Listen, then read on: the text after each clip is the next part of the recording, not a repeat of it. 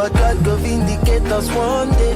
Oh, he tired me, everything tired me, but God go vindicate us one day. Oh, he tired me, but God go vindicate us one day. Oh, he tired me, everything tired me, but God go vindicate us one day.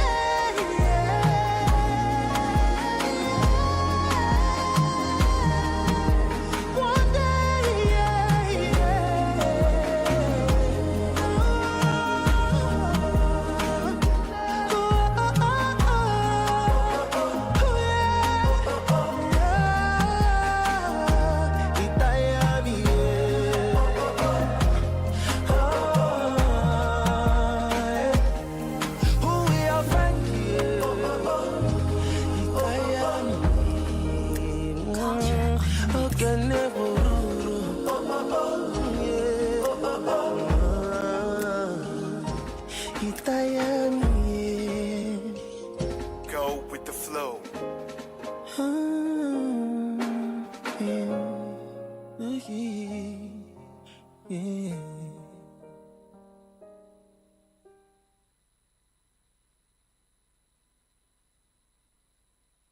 Stay ahead of the curve and get updates on the latest trends in politics, government, policies, education, economy, social development, amongst others. We're happy to announce today that both the federal government and the organized labor have agreed on an increase on the 62,000 naira minimum wage. Join Ayodeji Ajishokwe and Adedamola Lafenwa on from the Dailies every weekday from 9:30 a.m. to 10:30 a.m. on Solutions 93.9 FM as they dive into the headlines with in-depth analysis and feedback from you on different stories from the national dailies. Start your day by gaining fresh perspectives, uncovering the story behind the story, and join the conversation. Because your voice matters. From the dailies, the conversation never stops. Stay ahead of the curve and get updates on the latest trends in politics, government.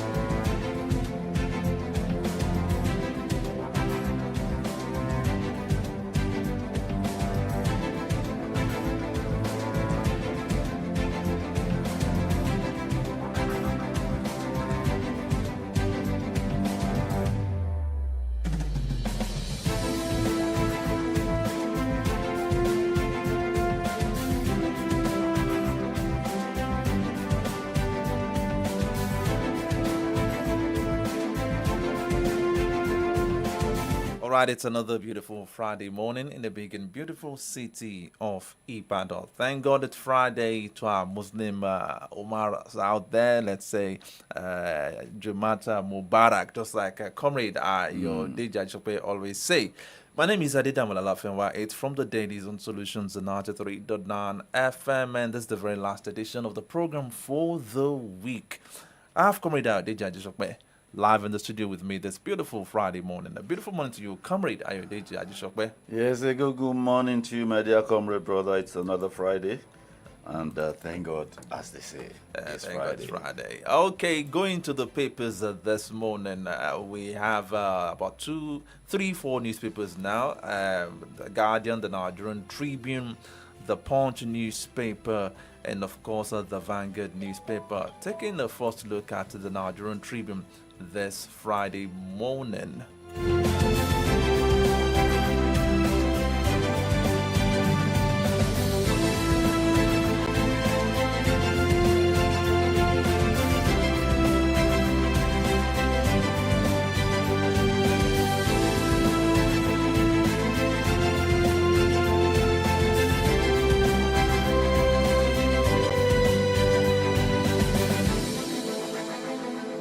Okay, now looking at the Guardian newspaper, covered out the biggest story on the front page of the Guardian newspaper, it talks about the people on Band A being shortchanged. It says less for more. How erratic supply shortchanges Band A households industries. And still looking at the front page of the Guardian newspaper, use presidential power to restructure Nigeria, create state police. Afenifere tells Tinubu. And another one says, we have strengthened ICRC as engine room for infrastructure revolution, says Tinubu. SAN slams FG, alleges bid to divert Osun local government allocation.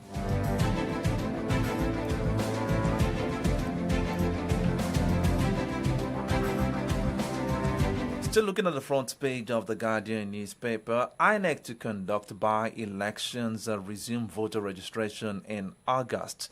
Senate turns heat on NNPCL over 210 trillion naira audit mess.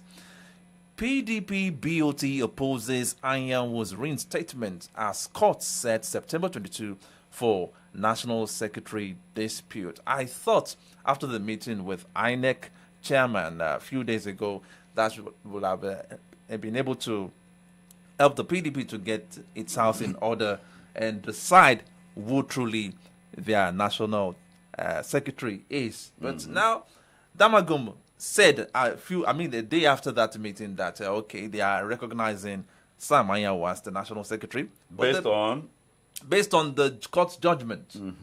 And now the BOT is opposing Anyanwu's restatement. So what is the ground? Okay,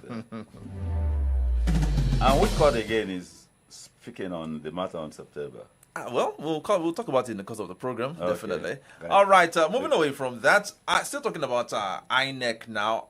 Okay, I've already written that. I've already read that already. Continuous optimism as Nigeria treads new tax steering from January 2026. We need to talk about this. It's one of the key issues we're talking about this morning. It's going to be a new scenario entirely. Okay, another one. Falana asks AGF to drop criminal cases against free speech.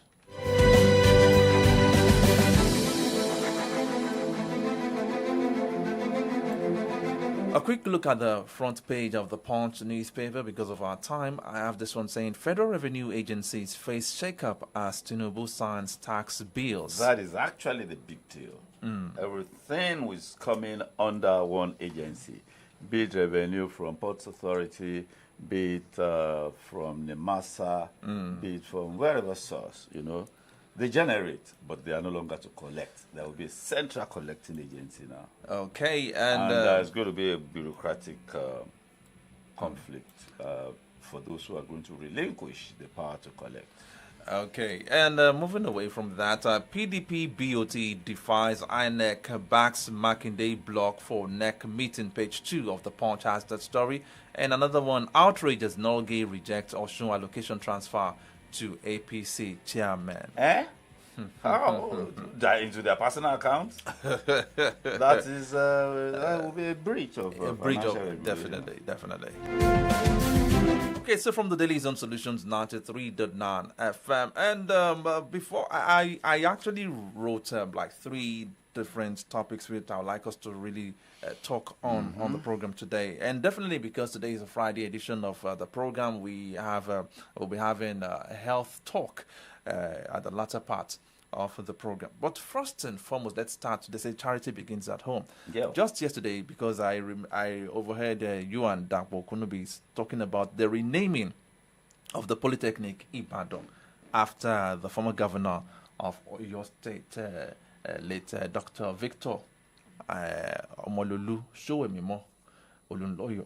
And this, since the pronouncement was made yesterday, I've read so many comments on social media, people saying, venting their anger. I saw some clips of some students saying that they were not consulted and stuff like that. But I would like to get your own perspective of the renaming of Polytechnic Ibadan after Omololu Olunloyo. I will give you a perspective to it out of many. Okay. I was in Ife running a graduate program when it was renamed Obafemi Awolowo. Naturally, I think for those who are inside I access this institution, they say, and then some attachments if you are a product of the school. You understand? But realities of the time, Professor Dr. Omololu Lunloyo, a brilliant mind, extraordinarily brilliant mind, he became a commissioner in Western region under the emergency at 26, played a crucial role in the decision of who was going to become the Alaafin, which was eventually Adeyemi III, He was a politician, of course, and he won governorship election. Very sharp mind. I've had encounters with him. He can hold you spellbound all day. All day, every day. And the times I visited his home, he was always in his library office, or is it office or library? If you I was with him 2023. I had the opportunity of being with him in 2023. In 2023, I went to his house and I had the opportunity of sitting with him in his personal library. And you could tell how knowledgeable the man was. He was always in his library, reading files, going over files, refreshing his memory. Not just sitting idly by and drinking tea alone, you understand, and sleeping. So mentally active and physically as mobile as possible. And he was into education, you understand, until the power of politics pulled him away. And of course, he was the very first principal of the Polytechnic. Yes. And he was active. I remember when I was at the Polytechnic, he came one morning, he was made the chairman of a committee to investigate the collapse of a big structure at the Lautech Teaching Hospital, So he came to the Polytechnic. He said the engine, he said he wanted to go to the library, that he wanted to collect some engineering books on civil, on construction. So he came to the library, even at that level. So naming it after him, in that regard, it is not inappropriate. Okay. Yeah. It is not inappropriate. Yeah. But why the agitations? But there will be. You're never going to have 100% convergence. People will have opinions, but which one attracts? Which one attracts public support? It is not. Is it the only people that are in the cyberspace on Facebook, on X, and Twitter, and all of that that control the trajectory? No. Now, the student union government, the SUG government, SUG of the Polytechnic Ibadan, they released an official statement, a press release yesterday, and I'm trying to look at the letter now, the press release. Student Union Government of Polytechnic Ibadan to His Excellency, the Governor of Oyo State, subject objection to the renaming of the Polytechnic Ibadan. We, the Student Union Government of the Polytechnic Ibadan, are writing to express our utmost disapproval and disappointment at the recent decision to rename our institution. Okay, still trying to read. Okay, reading for now. We strongly believe that this decision is justifiable and disregards the rich heritage and history of our beloved school. For over 50 years, the Polytechnic Ibadan has been a beacon of academic excellence, producing outstanding graduates who have made significant contributions to society. The name, the Polytechnic Ibadan, is synonymous with quality education and has earned respect and recognition nationwide. Renaming the institution would erase its identity and legacy, causing irreparable harm to its reputation and alumni. We urge you to reconsider this decision and allow our school to retain its original name, which reflects its history, values, and mission. We are willing to engage in dialogue to find alternative solutions that benefit the institution. Okay, that's the press release by the Student Union Government. I of the think Polytechnic Ibadan. with all due respect, Will name change affect anything? Because I saw it, they talked about the legacy and the quality of education. Will the name being changed have anything to do with all that being raised in going this press to release? this extent by the Student Union Government of the Polytechnic that I know very well, marks of a disrespect to the memory of Dr. Olunlayo. Yeah. That's a lot of disrespect. A lot of disrespect. Yeah, and they shouldn't have gone to that extent. You know, Mm. there are channels via which there's marks of disrespect for even for education. You know, I mean, if you know the value that the man The contributed to knowledge, Some of them I had the opportunity to meet yesterday. I told them that if you knew the role this man played in education, forget the fact that he was even the first rector of and the this value he added, the value he added to society, you wouldn't be saying all this. to knowledge, especially, it is a lot of disrespect, and it probably signifies that they are not historically conscious, even of the institution where they are students. Okay.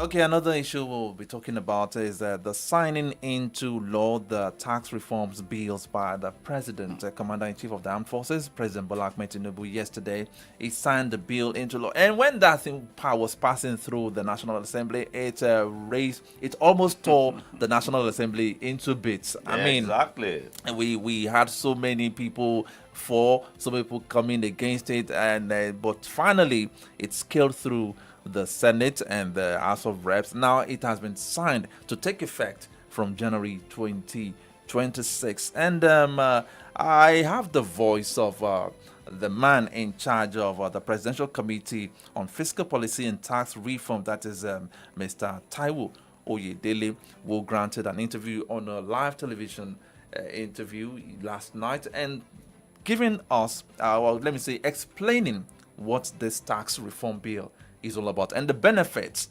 attached to it. Let's take a listen. These new laws require that government should be more transparent. There are requirements around the standard of reporting, the timeliness of those reporting, and making them accessible to the public by the agencies like the Nigeria Revenue Service. There's a role for Ministry of Finance. Of course, there's the oversight function for the National Assembly that is more properly defined. So there will be improved transparency, certainly, under this new regime. But then to the more fundamental point around what does this really mean, right? So one of the things we have been saying, because of the low level of trust, many people don't seem to believe us, is that the primary objective of this reform is not to raise more tax revenues. Because if you set out to do a reform in an economy like this with the objective of raising more revenue, you're placing the cart before the horse. Because tax revenues are the consequences of economic activities. If you don't address how to stimulate economic activities, but you want to collect more taxes, you are chasing shadows. And when you do collect taxes, taxes are a means to an end, not an end in themselves. In other words, the reason why we collect taxes is to cater for the people in terms of their well-being, their welfare, and livelihood. So therefore, your tax system, your fiscal policies must not in any way distort economic activities, and they must not undermine the well-being of the people. With that in mind, we set out to say primary objectives will be, number one, people-centric. Can we stop taxing poverty? Can we protect small businesses? Can we allow large businesses to become larger? We want Nigerian businesses to be multinationals so that when the price of oil crashes to $40, $50, we don't panic. Imagine if you have 20, 40, 50 Nigerian multinationals earning billions of dollars from around the world and repatriating it back to Nigeria, then we'll become a more stable and prosperous economy. So we want to be people-centric in the reforms. Number two, we want to be efficiency-driven. So are there areas where we are inefficient, maybe how we collect taxes, how government spends the money, and so on and so forth. And then number three is to be growth-focused. How can we grow? Imagine Nigeria being a $2 trillion economy. Even if you collect 10% of GDP as taxes, it's multiple times what we collect now. But beyond that, there are also critical areas where money will come from. Number one is tax evasion. There are people today who are doing what you're doing. They're not, maybe they're even earning more than you, and they're not paying the taxes you're paying.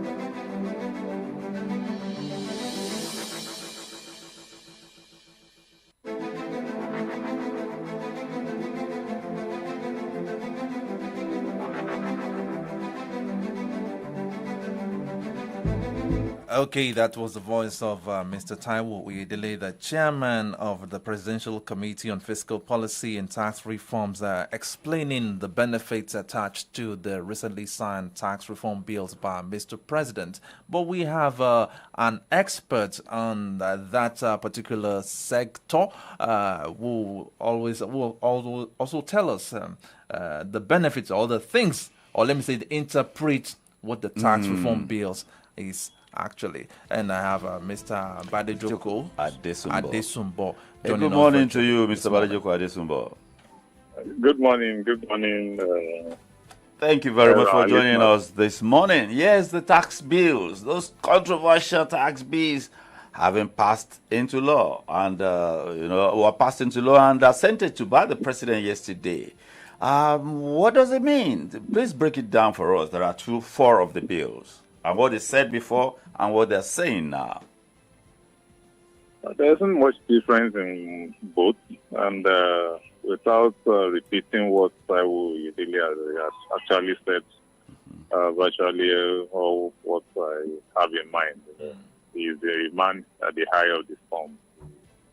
The whole thing was majorly the idea of his team, and of course, who is that? Kudos to them. Taiwo Oyedele, yes. Yeah, so kudos to the team for a job well done. It actually shows that if you bring people from the private sector and give them that free hand to work, they would change the way things are done in this country.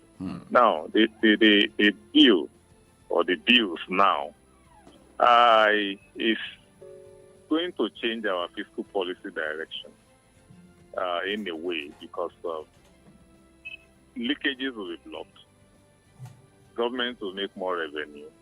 There will be a huge relief for the low-income earners, as well as the small-scale industries. Now, when you have that, it's going to equal to growth. There are so many positivities there, but of course, there's a class of people that the bill will be affecting. How? Which class? How? The ruling class. How, please? When I say the ruling class, I'm talking about high-income earners generally. Okay. They are the ones that take so much from the society. They are the ones that usually do not want to pay anything, that will not give back. So how does this affect them? How will they be, tracked down? They would be paying more. Those luxurious items that they go about without paying anything on will now not be exempted. They will have to pay what is commensurate on each of them. The bills would, if properly implemented, will combat tax evasion, which is also common among this class of people. Now, but they are the ruling class. They are the ones that are in politics. How will that be done, please? How will they be captured? They will be captured because there's going to be a link with all our data, the ones we have all over, the NIN, the BVN especially, both your phone numbers. They are linked together. And of course, our activities will reflect on all these things. So there's no way you would receive a deposit in your bank account that the bank will not be aware of. What if I go buy a 150 million naira car? How do I get the tax net on that? It will show that you have made a payment for that car. You will register the car in your name, except you don't want to register the vehicle. If you register the vehicle, the value of the vehicle will automatically be taken at the point of registration. And if it's in your name is the same name on the account, it will be traced back to you. They will check the account, okay, you actually are earning enough to be able to afford such a car. And if you are earning less than that, of course, EFCC will also have to pay you a visit. So if there is a synergy, the problem with Nigeria, before I go deep into that, is not getting these policies in place. It's always in the area of implementation. And that is where my own fear lies. Okay. Because if we do not implement this bill, it's as good as not passing it or not signing into law. Are you sure that this will not be implemented with this administration in town hungry to increase revenue? PIA is supposed to give its own revenue. The PIA was supposed to also lead to something like that. But how much have we gotten from it? So NNPC fully reorganized, professionals put in place. But yet to be listed in the stock exchange. Government still controls it. There's still lack of accountability. They're still going through probes. These are supposed to be something of the past. That's my concern. Yeah, let's now talk about this administration. Hungry for revenue. Of tax goons. They know how to get but Mr. Taiwo Yedele, the chairman of that committee, clearly stated that this is not to be interpreted as a way of the government trying to increase the revenue. He said it's just like there's no reason to tax the poor, to obtain from the poor. Say Nigerians should look at it from that angle. So it's not that it's not like an urge. According to him, they didn't follow the Bretton Woods definition of the poor. They localize our own situation here. They evaluate the locales and, of course, use that to determine the poor. And they are finding is if you are not earning up to 250,000 monthly as a family of five, you are exempted. You are exempted. Yes. Which is going to be favorable to a lot of people. Definitely. But you understand what you're saying? Definitely. Here? Look, so all these there things. There is no reason why, and they made it clear that the way they are looking at it, in Nigeria today, those making the money, buying in bulk, keeping the aggregate demand at the level as it is, that is confusing the government to think the policy is working, are less than 10% of our population. Now, those are the ones that will now be paying to get. Those are the people that the reform or the wouldn't they be broadened now?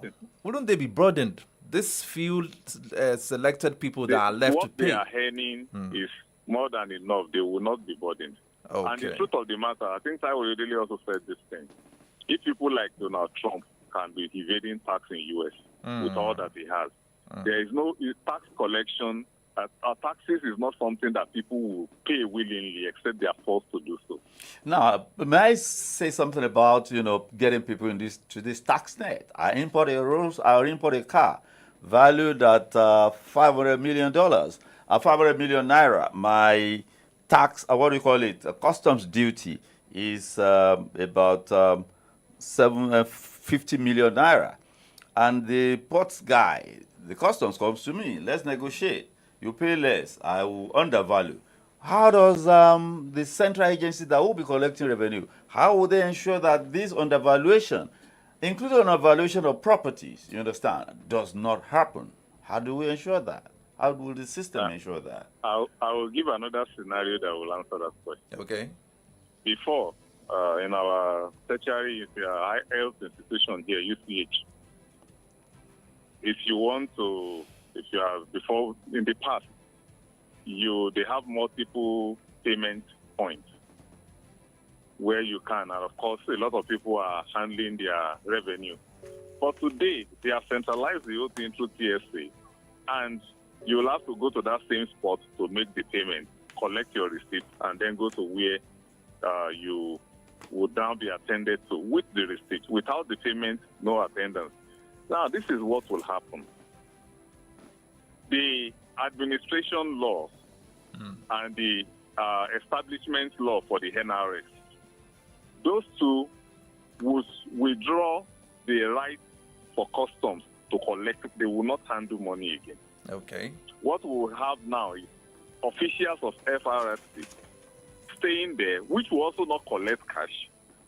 They would be there to process the document, and of course the account you will be paying to would be there to you, and you pay, you give the receipt. It is your receipt that you will now use to get the custom papers that you would need to get your vehicle cleared.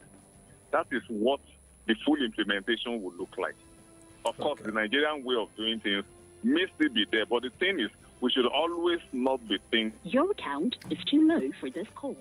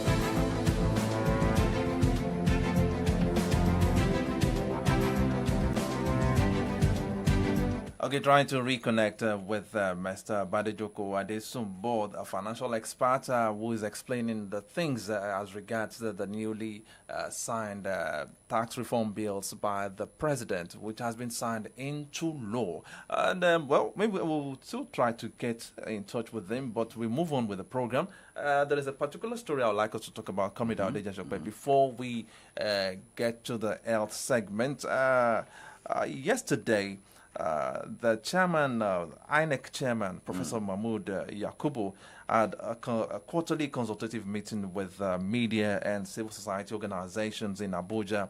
And at that meeting, he clearly stated that about 110 political parties have signified interest to be registered under INEC. Or let me say with INEC. When I saw the list of 110 political parties, some of them seeking registration. I mean, maybe we should listen to what the INEC chairman, Professor Mahmoud Yakubu, had to say.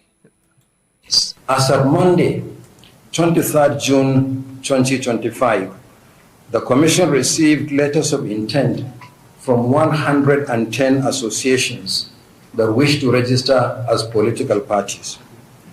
We are diligently processing the requests in line with the procedure outlined in the law, as well as our regulations and guidelines. We have acknowledged all requests received so far, except 6 of them received recently, which will be done before the end of the week. The INEC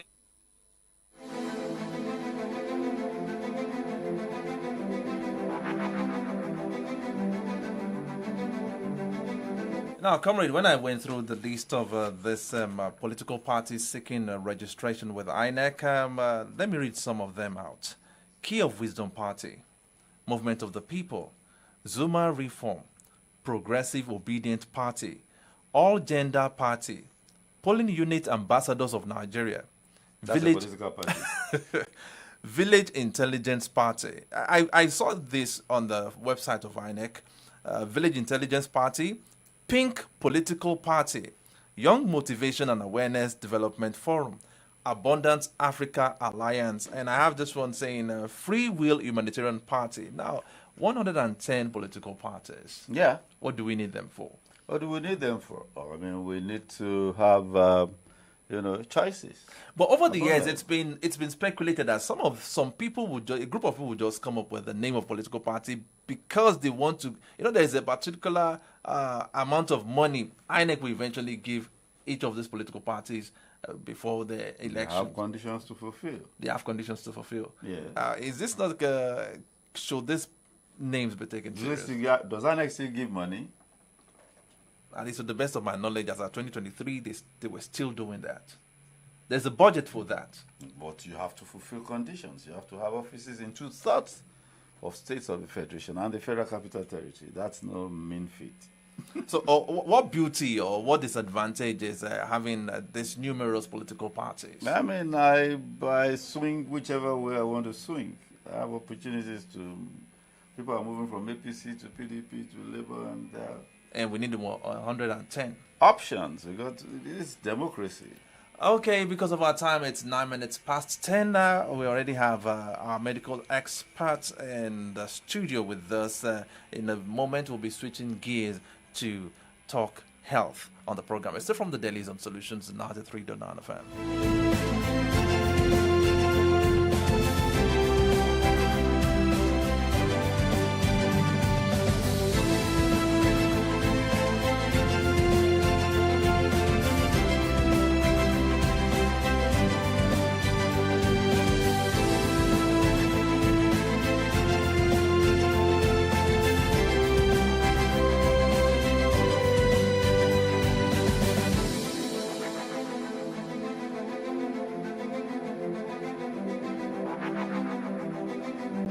We have the representative of Slum and Rural Health Initiative, SRHI, and the person of Zion Olatunji, who is a volunteer and a public health expert. I got that correctly, right? Yes. Okay, Zion Olatunji, it feels so good to have you in the studio with us this morning. Thank you very much. Now we have a particular topic to talk about this morning, and that is talking about... the topic says traditional and processed foods. How do we maintain balance? Because it's been said, even on this platform many times, that it's good to go for traditional or fresh foods. But there is no way, we can't do away with the processed foods. So how does one maintain a balance between the two? Okay, thank you very much for that question. So traditional foods basically are like all foods that come in their natural way. Yeah, the fresh foods. The fresh foods. While processed foods are foods that undergo different mechanisms. Or processes. Processes, yes. We now have ultra processed foods, like these ones are taken to the labs and worked upon, and then if I'm allowed to say that, the nutrients in it is thoroughly removed and it's now left with the shafts that we consume. And those foods are like maybe sweeter and they're appealing to our stomach than the normal natural foods. So yes, because these foods are so enticing, we can't say that, this is a particular way of like getting rid of them.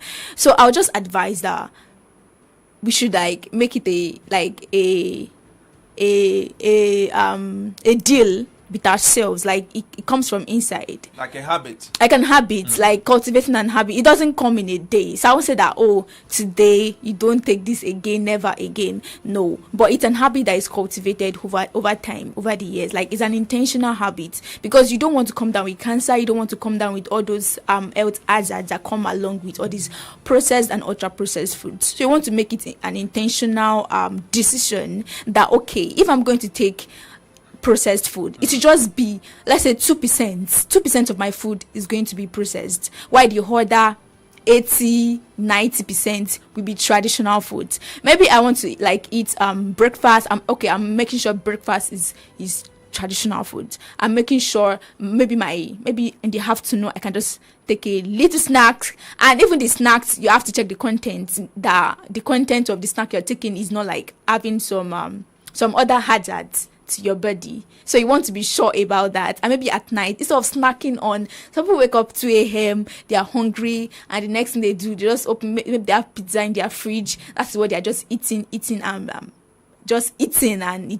it won't digest at that time, and it's just causing unnecessary hazard to their body. So in that case, you can just, instead of storing all those processed food, you can just store fruits in your fridge. When you see them often, you are more encouraged to eat them, instead of, let's say you have to decide to even go to the market to get them. But if they're always available around the house, it's always encouraging to eat them. Okay, now my breakfast, I do bread, I do tea, I do bacon, fried eggs, and all of that. Is that traditional? That is still very okay, because you have protein in your diet, you have carbohydrates, yes, and tea. That's good. But some, their breakfast might be pizza, shawarma, and then lunch might be maybe puff or donuts, and then dinner might now be Indomie. That kind of I don't want to call it you trying to kill yourself, but you are happily killing yourself. Early teens to early 20s, one can still eat that way. It's safer not to engage in such acts early, because it's an habit. Once it starts early, you just go on. Even when the person is old, the person continues that same habit. So it's safer, and it's good to cultivate the habit of eating well even in 20s. But it is believed that keeping up with eating fresh foods majorly is not so easy. I mean, talking about the financial implication and the storage facilities to do that. You made mention of having fruits.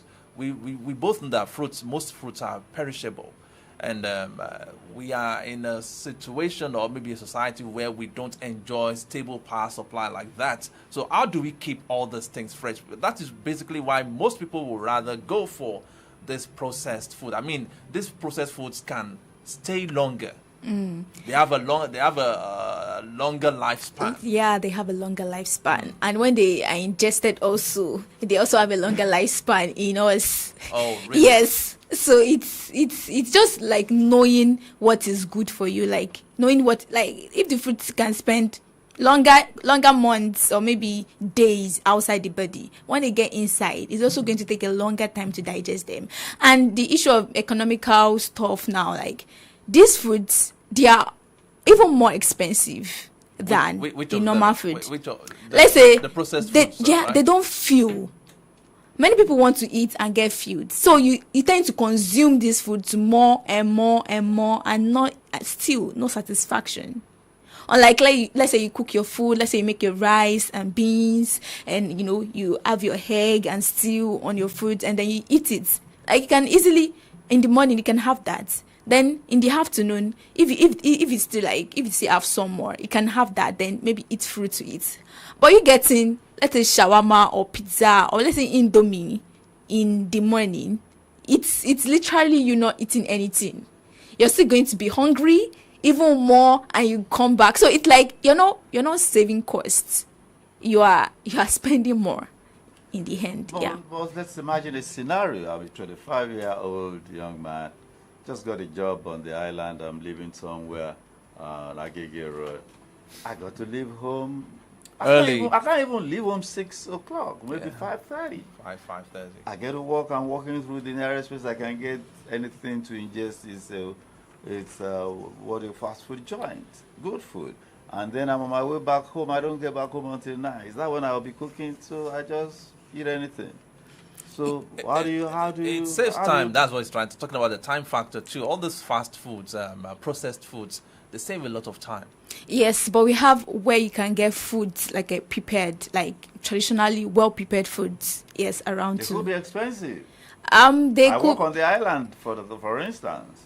they could be expensive, but if you accumulate all the costs, like over time, it's less expensive. Like over time, it's less expensive, and it's to your health. when the individual comes down with, like, say, an health hazard, like that has to like be treated for many months, then you see that expenses will now be like doubled or tripled. So most times the decisions we make, we have to like always remember that this is not just a one-day decision, it's a cumulative thing. So in the end, it's going to like have some other effects on us, which we might not really be nursing now, but later it might cause some immunosuppression, and then it won't give you the right immunity you need to fight some certain diseases. You won't get that from I was going to processed ask you, foods. what are the exact life-threatening issues that might come up from consuming processed foods? Yes, thank you very much for the question. So, like, we have various things, just like I mentioned earlier. All those foods don't really give you the nutrients you need, the vitamin you need, the minerals, the protein. They don't really contain enough of it. Most of them, they've the nutrients in it has undergone processes. So it has in the lab. Some have to be preserved. Some have to like undergo some chemicals. So they do not contain the things your body needs. They just make you happy. They make you happy that, oh, this food is good. I enjoy this. Like, you just enjoy it. But it has no value to your body. Nutritional value is not there. So you want to be intentional about choosing foods that have more nutritional value to your body. So because many people come down with cancer later in life, different things that are like as a result of, the foods they've eaten over the years. Break down these nutrients that we need, male, female, age grade, and all of that as we progress. Yes. So as a male, as a female, like we need carbohydrates, we need protein, we need the normal essential foods like minerals in our body. We need calcium. As you grow older, the bones tends to get weaker. So consuming those foods with no mineral in it. Where do you get these? Which particular foods do we get all these minerals? Yes, you can get them from vegetables. Yeah, you can get them from vegetables. You can get them from fruits, carrots. Those foods, they really help. You can get them from people eat cucumber. You can eat rice. You can eat protein, egg, apple.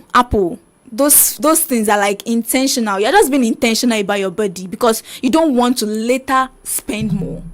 You don't want to cut costs now, thinking, okay, maybe some processed foods are like less expensive. You don't want to cut those costs now and then have to spend it later. So those things are like important in fighting diseases in your body, like growing your immune system, making it stronger. That's why when people come down with even maybe HIV patient, they tell them to like eat well. Even in Better Mama Picking projects, like what we are doing in Slums and Rural Health Initiative, like we ensure the pregnant women eat well, because there's no way a pregnant woman will be eating, let's say Indomie, shawarma, feeding on that and expect to grow a healthy baby. The baby also will be just, won't grow well, won't have the normal weight, won't have the normal nutrients. Like, it's even the development of the child will also be affected. So it's important that as you're growing, even as pregnant women, as ladies, as older men, it's important to choose wisely what we eat. We don't just eat anything that looks good.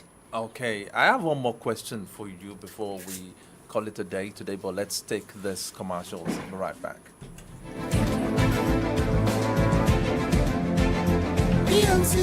TMTC is the option for pregnant woman with HIV. No go lose guard, your baby can be HIV. This opportunity, TMTC. Oh, is the option for the only option. Pregnant woman with HIV.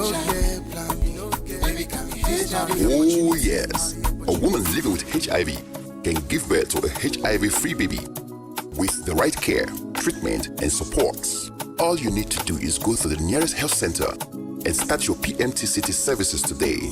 Our trained health workers are ready to care for you and your baby with love, respect, and confidentiality. So, What are you waiting for? Take the bold step now. PMT City is free, it is safe, and could save a life. Early detection saves life. For more information and support, call us now on 6222. It is free. This message is brought to you by the National Agency for the Control of AIDS, NACA, with partnership from the National Orientation Agency, NOA. Now, your one-stop chemical place is here in Ibadan. Oh yes, for all kinds of chemicals and pet bottles, House of Mabel Chemicals and Pet Solutions is the place to be. For nitrosol, caustic soda, soda ash, sulfonic, chlorine, thickener, phenol, pano oil, ethanol, menthol, paraffin, hydrosulfates, wax, industrial camphor, carbolic, formalin, centiacure, diacort A, citric acid, silicate, TEA, carbopor, including borax, shea butter, eucalyptus, sulfates, PKO, baking powder, as well as oils like glycerin, hydrogen peroxide, vitamin C, vitamin E, cocoa button, and all kinds of fragrance. All products are available at Ojota price. Visit House of Mabel Chemicals and Pet Solutions today at Camillus Phase 1, Block G, Shop 7, Ogunpa Market, Ibadan. Telephone 0905 411 0044 and 0913 203 6254. House of Mabel Chemicals and Pet Solutions, your one-stop chemical place.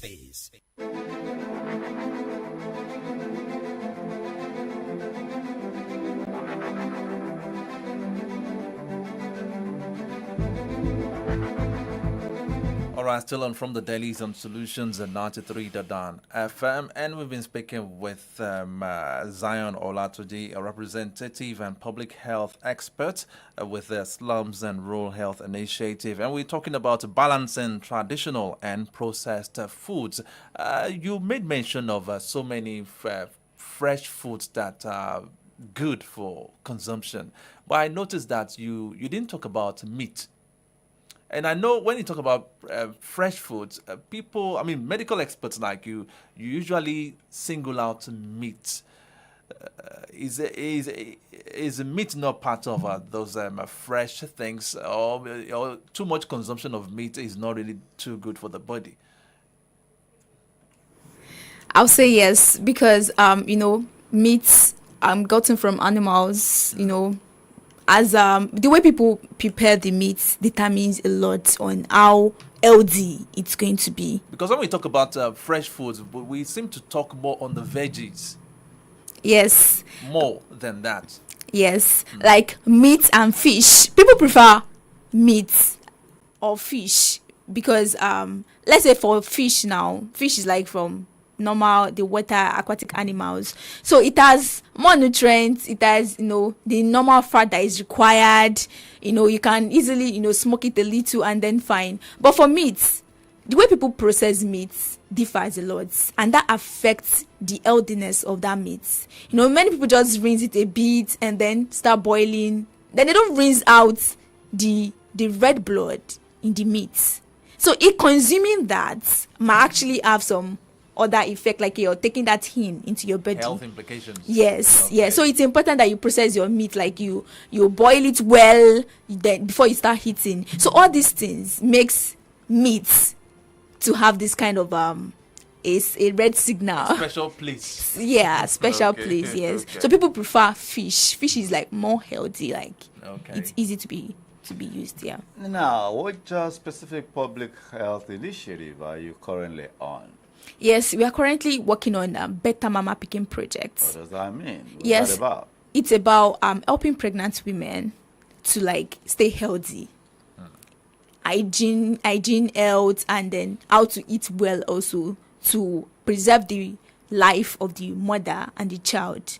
Because we notice that even in Nigeria now, we have a lot of cases where mothers die, or maybe the baby dies of so many things. So because rate, the mortality rate is getting a bit high. So this is that is why we actually put this project in place. Which platforms are you deploying to deliver advocacy? Yes, we go to primary healthcare centers. We have it in Oyo State, Osun State, Ondo State, in various areas in Nigeria. So we go there, we educate the women, we educate the mothers, the pregnant women. We tell them, we teach them on what to eat, and how to maintain normal hygiene, how to do washing hands properly, how to eat healthy, the fruits they are meant to be taking at every particular stage in their pregnancy. So it educates them more and helps them to like have a more healthy baby and also preserve the life of both the mother and the child. So it reduces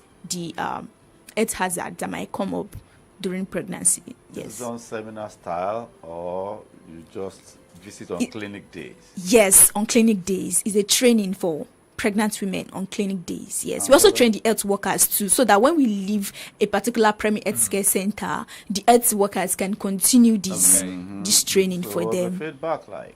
It's wonderful. It has been wonderful. Like we have pregnant women, being happy that we saved them from a particular disease, that this was the habits they were doing before.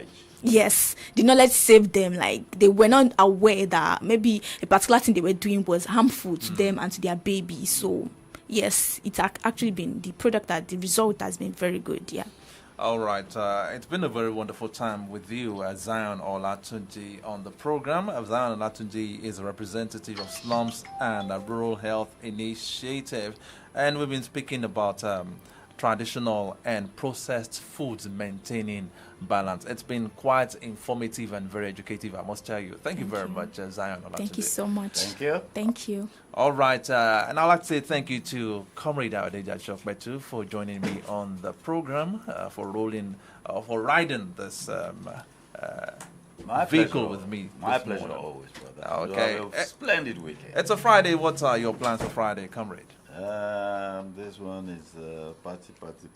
Party. Okay, maybe I'll dedicate this next song for you, since it's about party. Okay, my name is Adedamola Lafewa, wishing every one of us a very fruitful and splendid weekend. Good morning once again.